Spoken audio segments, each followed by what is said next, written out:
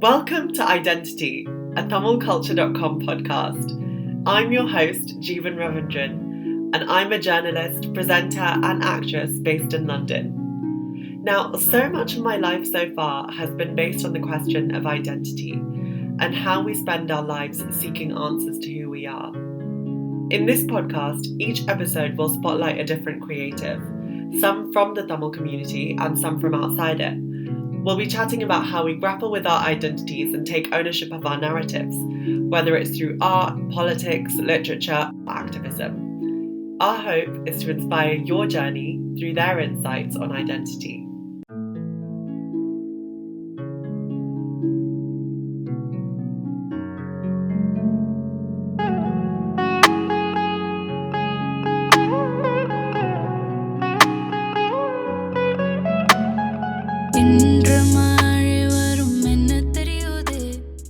Welcome to Tamil Culture's Identity Podcast. I'm journalist Jeevan Ravindran and I am here at the Louvre Abu Dhabi with Maral Bedoyan. Maral, do you want to introduce yourself? Sure. Hello, everyone. My name is Maral Jule Bedoyan and I am pleased to be speaking with you today. Thank you, Jeevan, for the invitation, and thank you for the overall invitation to be speaking to the platform connected to the community. Really excited. So do you want to start by telling us a little bit about your creative journey and what brought you here to the Louvre Abu Dhabi? Sure. As you can see, we are right under the dome of the Louvre Abu Dhabi, and it's a beautiful summer day in August. But it's quite windy and beautiful as well. So I have been in the region for now almost 15 years. So my journey to Louvre Abu Dhabi is sort of another station, another stop in my journey in the Gulf overall. Even though it's hot all the time, I've become quite addicted to this kind of weather, so I don't mind it at all. I actually grew up, so I'm of Armenian descent. My family is originally Armenian, but I was born and raised in Baghdad, Iraq. And I grew up in Baghdad till about I was a teenager. And then we immigrated to Canada and we settled in Toronto. And so lived a good chunk of my life in Toronto, studied there, all of that. And then I really wanted to reconnect back with what I had thought I had left, because I left as a teenager. It was a different kind of time. And I wanted to reconnect with an area that was familiar to me, an area where I grew up. And so I just kind of looked at the map and the Gulf came up and there were lots of work opportunities. So I moved in 2008. I went to Doha, Qatar. And in Qatar, I started as a teacher and I really enjoyed working as a teacher. So that was really interesting. But I always wanted to somehow, I remember I used to work for a Center for Autism back in Toronto. And one day, one of my managers said, Maral, where do you see yourself in 5 years? And I thought of this dreaded question. Why do people always ask this question? I have no idea. And I said, to be honest, Jason, I have no idea. But I can tell you, it's a place where I'm able to use my languages. It's a place where I am engaging with people, telling them about something I'm passionate about, a place where I can story tell, a place where I can just, talk to people. I love I'm a chatterbox. I love talking to people. I love telling stories. I want to tell them about the food. I want to tell them about the weather. I want to tell them. And he went, okay. I said, so I could be like your ambassador for this program. So whatever you put me in, I'd love to be like your spokesperson, if you will. Right. And he said, so what does that look like? I said, I don't know, something culture. I have no idea. But if you asked me then, I would have never put the word museum next to that description of that young girl when I was talking about my 5-year plan. So fast forward, there was a position, there were museums that were really growing in the region, specifically in Doha at the time. And they were looking for a school programs coordinator. And I applied and, I got accepted. And I just started as this junior coordinator, not a clue about what a museum is and what am I doing. But, I'm somebody who's worked in growing up in places like Canada or elsewhere. You start working at a young age as a teenager. So your work ethic is pretty much on point. So that was not an issue. And then, I say I found myself in museums, or the museum itself back then. It was a place that really shaped me as an individual, as a human being. In terms of identity, I really identified with the space itself, with the narrative of the museum, with the collection, with the stories of the artworks, with the artists that came through.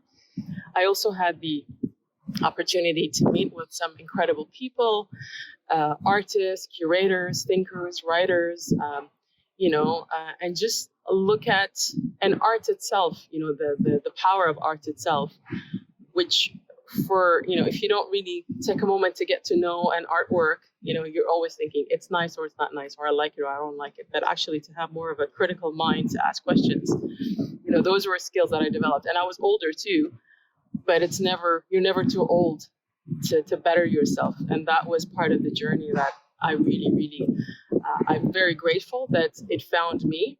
I just kind of thought what it was, but I didn't know it would materialize to a place like a museum. So I worked there for quite a few years, and then just the next station was Abu Dhabi, and the opportunity for Louvre Abu Dhabi as it was opening. And then I moved here, and I've been here since 2017. So almost 5 years. Amazing. Yeah. Well, I'm glad it brought you here, because otherwise you wouldn't be here today connecting with you.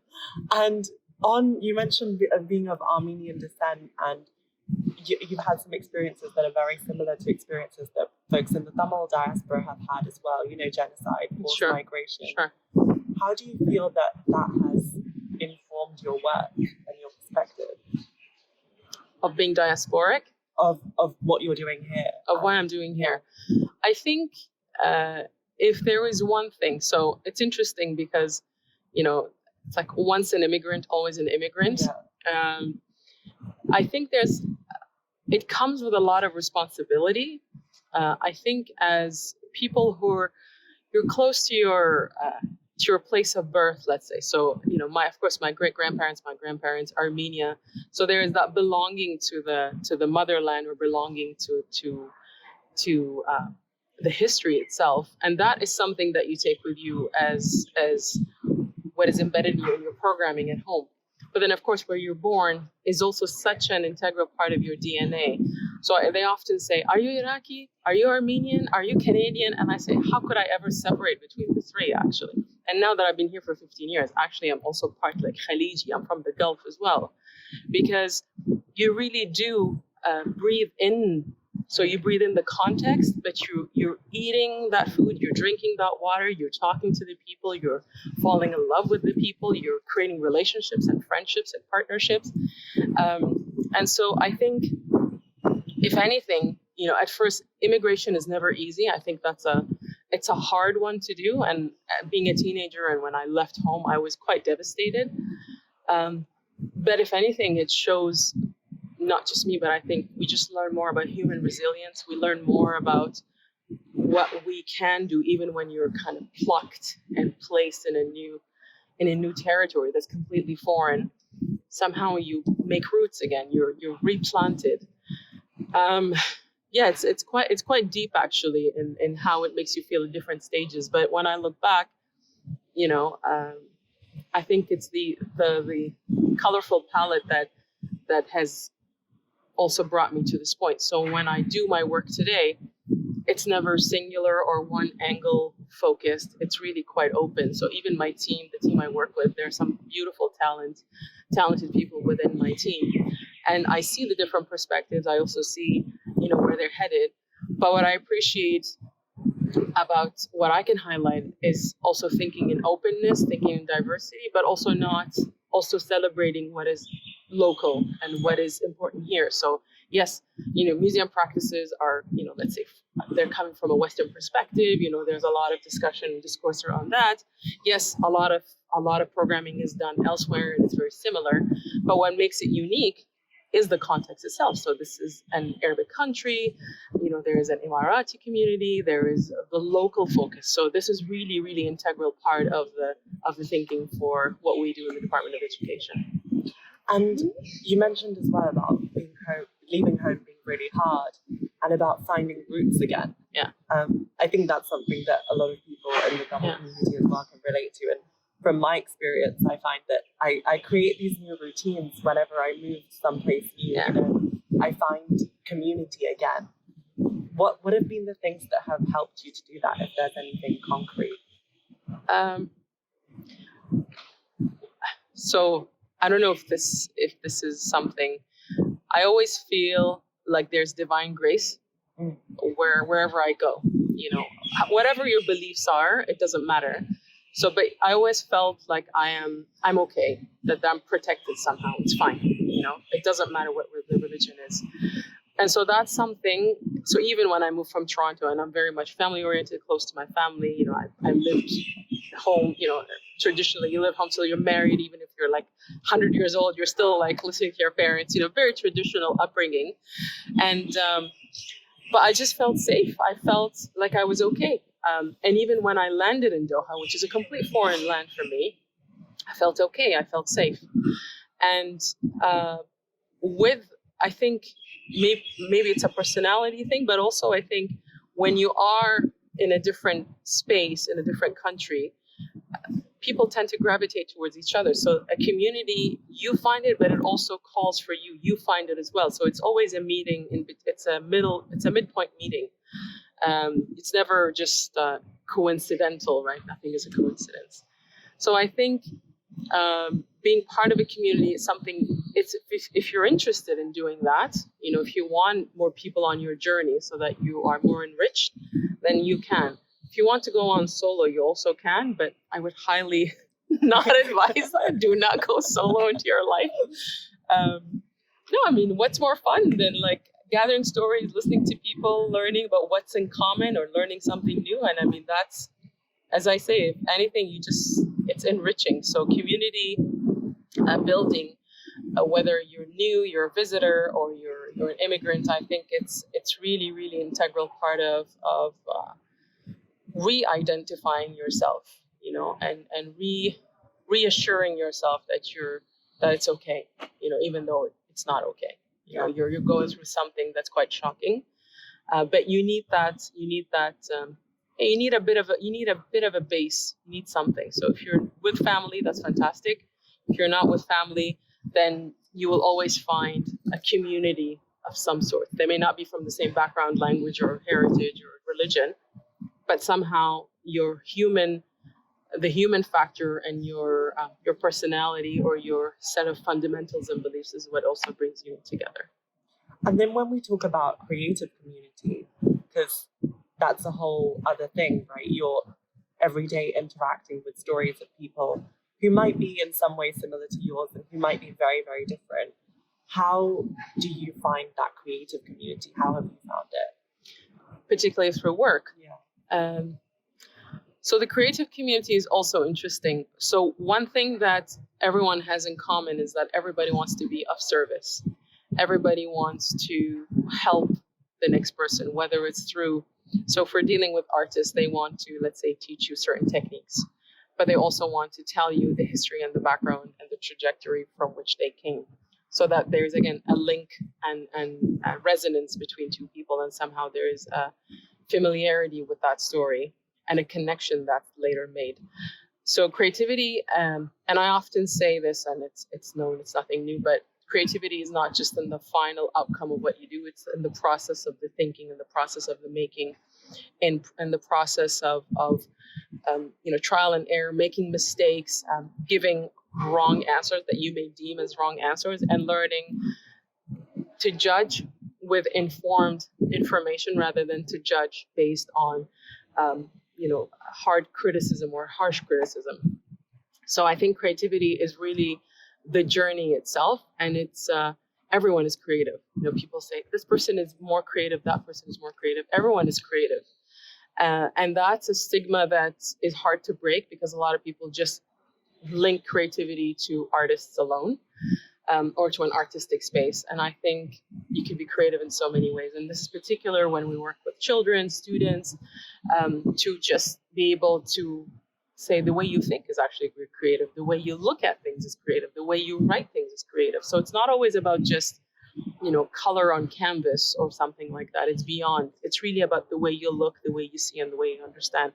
And if that's more creative and that's diverse and colorful in your mind and the way your output is, and hey, you are part of that creative discussion in the creative community. And you should just know that you are creative without having to be labeled by whatever exam or something. Yeah. I really like that. Yeah. And you talked about working with kids and young people here in the Louvre. When you meet those people, obviously Abu Dhabi has a very different kind of community. Some people are Emirati, some people are, there's a lot of migrants. So what's their perspective and how does that reflect on yours? So the beautiful thing about being, let's say, in a cultural space and having an encounter with an artwork is that it's open to diverse perceptions. So we may look at an artwork together and we have a few other people with us. We will look at the exact same thing, but we will each have a completely different interpretation. Yeah. And this is always fast, and it happens every single time. Whether you're with students or with adults or even seniors, every single time, everyone will share their own perception of what they see. It's clear, we know what it is. However, I will see the palm trees and the sun, and I will see my childhood, and I might see pain on a mother's face. You might see something completely different, reflect your history and your memories, and the same with the other person. So the four of us, what ends up happening in that moment in time is, yes, you're here inside the museum doing an art interaction or an interpretation, but in fact you are connecting with one another through this shared story and the storytelling itself, and somehow you discover more about yourself and the commonalities you have with these people. And then so the artwork ends up being a facilitator for this discussion rather than focusing on the history of the art. Of course, the object is important and the information and the story of the artwork is important, but it's more about the people's stories that actually somehow then the artwork comes to life, because now there are living and breathing beings connecting their stories to this inanimate object, right? And you're like, oh my gosh, look at it, it comes to life.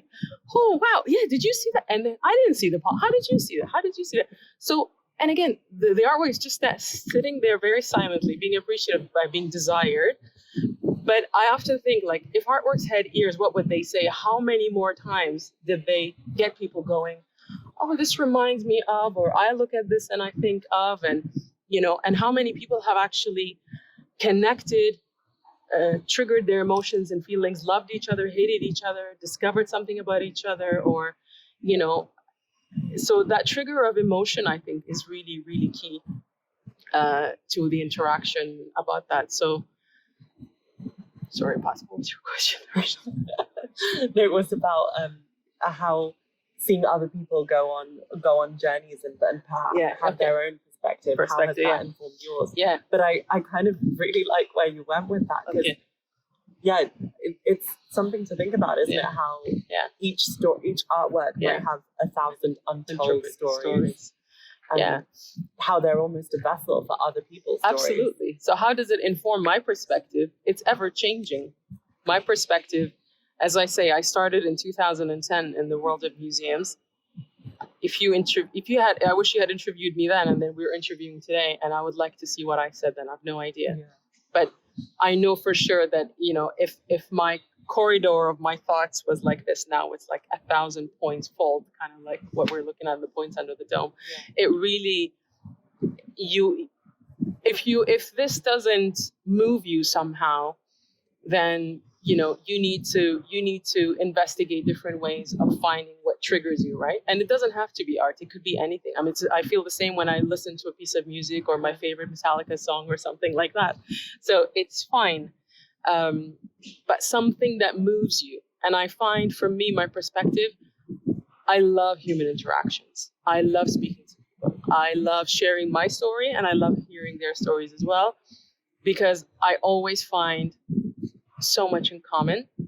But I also find the human spirit is something that is remarkable, truly remarkable. And I say this about myself or my family, people that I grew up with, and if we go back to the idea of being diasporic and coming from, torment, genocide, immigration, a lot of loss and hurt and pain, and, quite morbid stuff, yet you see the rise and the fall of people, of humanity itself, and people go on.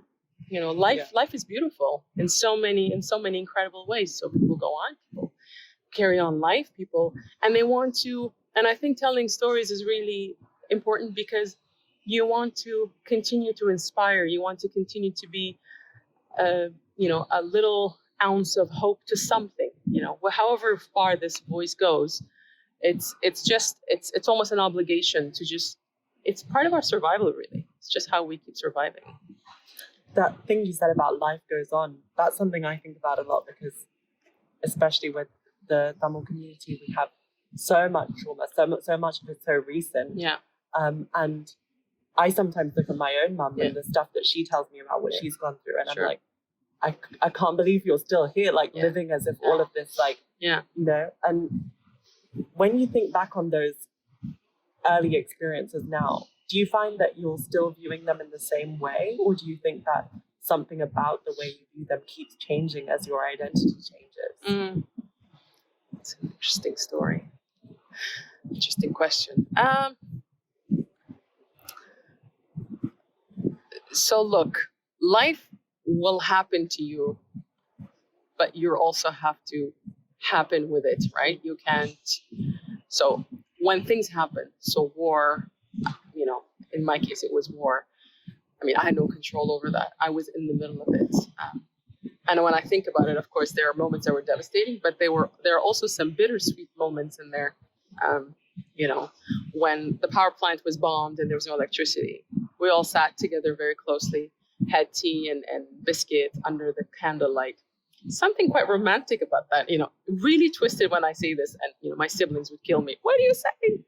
But there's also something quite intimate about this. So there are moments that you share in those hard times that you will never do again. You're outside playing hopscotch or badminton. There is no electricity, but you're under the moonlight and under the starlight. Do you know what I mean? So I'm being quite sappy about this, but actually there is something also quite magical about just still coming together as people and finding some sort of solace in those devastating times. And of course, when it hits, when there is death, when there is loss, and there is that, and then there is abandonment, and then there's displacement, and all of those really, really hard feelings. When I think about them, I remember them, but somehow my mind or my spirit has chosen to also look at those cute, memorable, intimate, romantic moments within that dark shadow or that dark cloud in which we were sitting. And my perception is not skewed, and it's not, and that's my perception. So somebody else who's gone through the same experience will have a very different way of telling, and I fully respect that.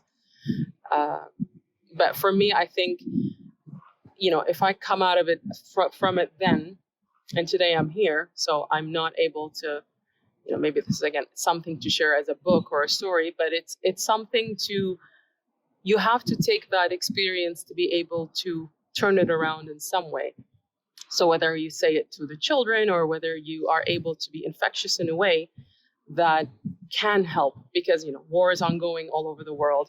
Immigration, refugee, genocide. This is not something that has stopped, even though, if I go back to Armenian genocide 1915, we're still feeling and hearing and seeing this all around the world.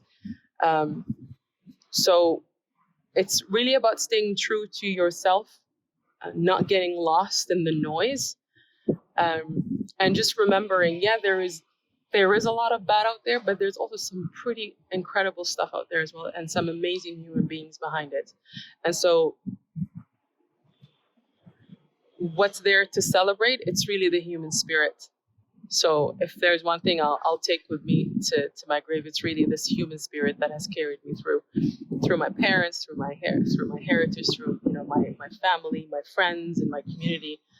It's all about that collective willingness to survive, but to actually live the life as well and make the best of it. And when you think about creating art, like you said, it's your story, and somebody else might perceive it completely differently, but the beauty and aware of it is is that your perception is so unique. When you think about putting art out there, how does your experience reflect that? How does that inform the kind of things that you want to create, that you want to champion? I go back to what I said earlier. It's through storytelling. So today, if I were to be given the platform, it would be storytelling. It'd probably be a mini series of a biography, or podcast is the thing. But audio has always been quite a powerful medium for people to tell their stories. Series and episodes and films have existed on audio, and books as well. I think it's a platform to be able to speak, to be able to share the story, and somehow help. At the end of the day, we all go through a path, and we always feel better when we're able to help somebody next to us, my sister or my brother or my friend or anyone. And so it's about sharing the story and this perception and this perspective through an artistic form. And this would be in something that's more of a documentary. So it's documented, whether it's video documented or audio documented, or something that I am logging or journaling that I would be able to share in the future. Does that answer your question? Yeah, it does. And on that topic, obviously a lot of people haven't gone through these kind of experiences, and people have very, very different lives to the ones that we've had. But when you think about those people, how do you create stories that they can relate to, that they can find a way to somehow see themselves in?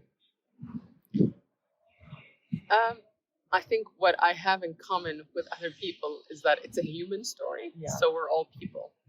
As humans, we all have the same feelings and emotions. We all experience sadness. We all experience happiness. We experience anger, guilt. We experience loss. We experience joy and ecstasy. And so what makes us what we all have in common. So I don't have something unique. It's just my journey is slightly different than yours. Yeah. But what we share is our human passion, our feelings, our sense of empathy, right? So I think to be able to, I'll use the word, to be able to be infectious in a way, is to also empathize and understand. And I think if people, there's always going to be somebody who's critical, who has a different opinion, who will disagree, and that's perfectly fine. But let's maybe perhaps try and listen with a bit more empathy and understanding rather than immediate judgment and shutdown. And I think if we get more into that kind of practice, that we're able to see more of the world through a slightly different lens, hence looking at the painting, if that's one example. It's because you were able to start going, this rubbish, I can't believe somebody spent this much money on this piece of this. I'm just going to keep walking, right? Whereas if you spend an extra 2 minutes on that and have a conversation with a couple more people around this piece, suddenly it's not so right? It's actually, somehow you've identified yourself with that inanimate object, be the artwork, be the sculpture, be whatever. So imagine the same thing, if you flip it, it's an artwork, if you flip it and it's a human being's story, this girl and her, all this talk about all this great stuff, and sure, but you actually need a moment, because there will be a piece in that story that you will resonate with, whether you stay for the beginning, middle, or the end of the show, or you leave 5 minutes in. There is something in there for everyone, because it's, as I said, the shared story is the human story from the beginning of time. It's nothing new. It's not extraordinary, but what is extraordinary is how you're able to overcome it time and again. And when you put that perspective into education, are there any key things that you would change about the way that we educate when it comes to art?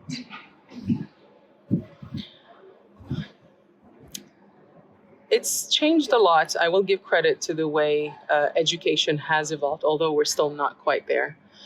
More and more people, and I'll salute the teachers who always stand behind this. So you always have the teachers who are the the cynics and the critics. You'll have the cheerleaders, and then you'll have the people sitting on the fence in between. Yeah. So cheerleaders, great. We love them, which is like, woohoo, got people on my side. It's the people sitting on the fence that you want them to just nudge a little bit over to the side, because that's when they're ready and they're looking at, actually, they're curious and they really want to look at it from a different perspective. Once the perspective changes, it's about really just turning your neck just a little bit over. Not a lot of work. Then that's a great win. So by that, it's also going back to the education systems, the managers, everybody who's sitting to looking at this. Art, again, it's not about only the art teacher. It's not about the child who is amazing at drawing and sketching and can draw you a heart and the full anatomy without even blinking. It's incredible. That's amazing. But art is not about that, and artistic expression is not just about the painting and the fine art itself. You could be creative and you can have an artistic outlook in so many different ways. Your thinking can be that of an artist. And we see today, especially with modern contemporary art especially, we see so many different ways that the way artists are expressing themselves. It's not your typical paint on canvas. It's not your typical sculpture. Now that's a big discussion, of course. This is not real art. This is not real skill. If you're just putting a piece of plastic into something, how is that art? So that's a whole other question. But what's worth investigating and what's worth thinking is, again, the discussion and the conversation around it and the intention of the artist, he himself or herself.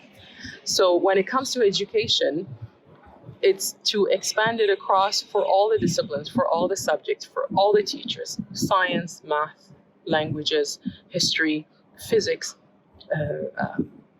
sports, anyone that can actually link it, because somehow the story that you'll find across these works of art will relate to you, to what you're doing and to your students, and you can tease through it.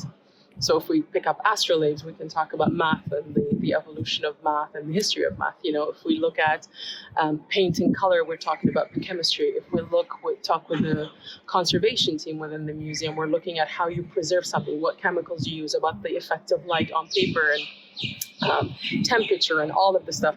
So there's a lot of science behind it as well. There is a lot of thought behind it. So it's not just art for art's sake in this case. It's not just about, again, that everybody goes, my son is an Assam, my son is an artist, my son can draw, and we say that's fantastic. But we're here education is more about changing or just it's not even about changing minds. It's really about looking at a new way, or having a new way of looking and a new way of understanding, and just slightly being more open in your perception and your perspective. The rest is up to you. If you're good with that, great. And the rest is up to you. If you want to further explore, great. It's the same when you pick up a book. Start with one book, you read it, and then you're like, I'm really interested in this subject, and you go on. Or not, you just have the one book and you're good. Yeah. Perfectly fine. You have the freedom of choice. So for children specifically, it's critical thinking, it's communication, it's problem solving, it's working in teams, it's confidence, it's public speaking, it's storytelling. All of these critical elements to develop as, let's say a human of the future, right? You want to bring up good humans to benefit. They don't need to end up being artists. They could be anything else they want. You could be the best chef, but somebody who actually can understand taste and flavors and different perceptions and needs and wants of the customers. And to take it back full circle, because we all love a good full circle structure, if I was to ask you that same question that Jason asked you, you're not doing this to me. Where do you see yourself in 5 years? What would you say? Oh my God. Oh my gosh. You can just be like, screw you. My life is not defined by linear time. Time doesn't exist. You exist in time. Exactly. Right? So, yeah, next for me, and this is something that it's a personal work of mine, or it's a personal endeavor, is really to take my story and my journey forward through and through. So the fact that this interview is happening, it's not at all a coincidence, because it is where I am going with my journey. It's something that I like my story. I like to tell my story. I'm excited by it. So I would wish for this excitement to be something that could be interesting to somebody to listen to, however young or old or wherever they may be in the world. So I'm interested in developing further in the story of, how can I say this? It's gonna sound really pompous. Say it. I mean, it's about being more in the eye of the public, to be able to share the story, to be able to share the story more publicly, more widely, and to also celebrate the good, the bad, and the ugly. There's nothing to hide, and they're not even lessons in life. They're only stages in life as you evolve, and for as long as you're living, I think there's a lot to be shared. And I think I'm getting older with time, and I'm just finding the wisdom and also finding comfort, or finding the courage to be able to speak about it without having to be too modest about it at the same time. It's something to share, So I no longer wish to be selfish by keeping or withholding information that could actually be really interesting. I think it's interesting. I think it's interesting too. I think that's why we're here. And if you had a message for that younger Maral who was asked that question, with all the wisdom that you say you've accumulated now, what would you tell her? Girl, this turned into therapy. What is this? What would I tell her? I'll say, don't change anything. Do exactly what I had done, love for music, going to concerts, being fascinated by food, loving to cook, just really thriving in life. But one thing I would say is, don't be too shy to turn up the volume on your own voice. You don't have to be the good one by staying in the background. Actually, there's plenty of sunshine for everyone. Yeah. Take one ray, it's fine. There's plenty of sunshine for everyone. You don't always have to be sort of standing because you're taller than everyone, or that you're louder than everyone. It's okay. So I wouldn't change a thing about the journey, despite it may have been tough.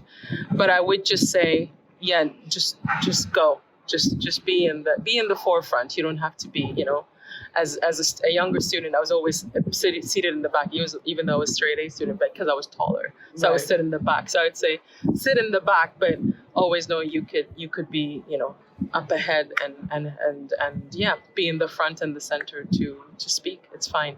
It's fine. It doesn't make you a bad person. Amazing. Well, I think that's a wonderful message to end on. And this is one of your many rays of sunshine to come, I think. We'll see. We'll see. Yeah. Thank you so much for chatting today. Thank you, Jeevan. This has been lovely. It has. Yeah. It really has. Yeah. And I hope you enjoyed watching. Bye. Bye from Abu Dhabi. Thank you for joining us for this episode of Identity. I've been your host, Jeevan Ravindran, and I'll see you next time.